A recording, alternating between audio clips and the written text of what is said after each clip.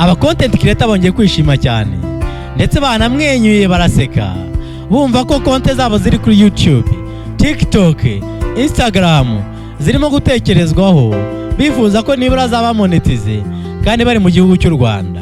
Ibi biramutse bikunze byaba ari inkuru ishimishije cyane cyane ku rubyiruko rukoresha social media kuko byaba intangiriro zo guhanga akazi, bityo bakaba bashobora kwiteza imbere mu mibereho yabo babinyujije kuri social media.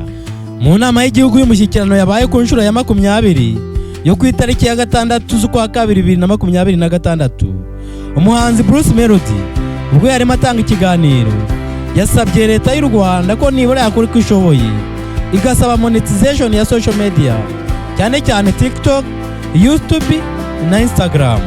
Ubwo umukuru w'igihugu yabazaga rero icyo bisaba kugira ngo social media zibe monetize, Minisitiri wa ICT na Innovation Paula Ingabire yasobanuye ko rero bamaze kuvugana nk'ibigo nka Meta, YouTube na TikTok kugira ngo rero u Rwanda rero narwo rube rwaba igihugu rero gishobora kugira rero uburenganzira bwo gukora monetization y'imbuga nkoranyambaga. Minisitiri yakomeje asobanura ko kugira ngo rero igihugu cyemererwe kugira uburenganzira bwo kugira social media ziri monetize kigomba kuba cyujuje ibintu bitatu by'ingenzi. Muri ibyo bitatu u Rwanda rwujuje ibintu bibiri, harabura kimwe kandi nacyo kiri mu nzira zo gukemuka kugira ngo byose bishobore kuba byakunda.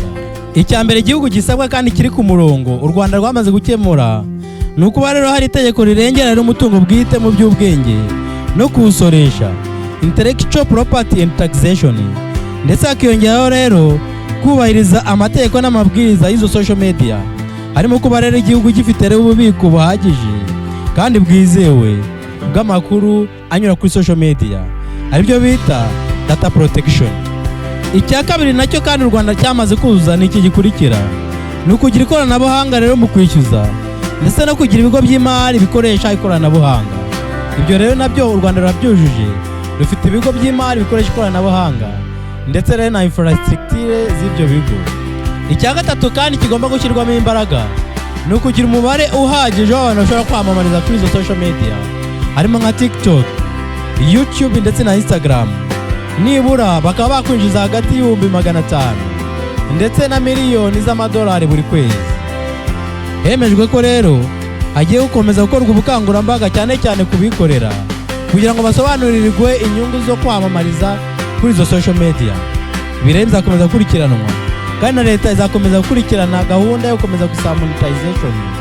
Twiringiye ko vuba ahangaha tuzumva byamaze gukunda kuko igihugu cyacu turakizera gifite ubuyobozi bwiza kandi bukora neza. Mu gihe rero bizakunda nta gushidikanya ko urubyiruko ruzabigiramo inyungu zihagije cyane cyane abakoresha social media. Turabashimiye ko mwadukurikiranye, naho ubutaha.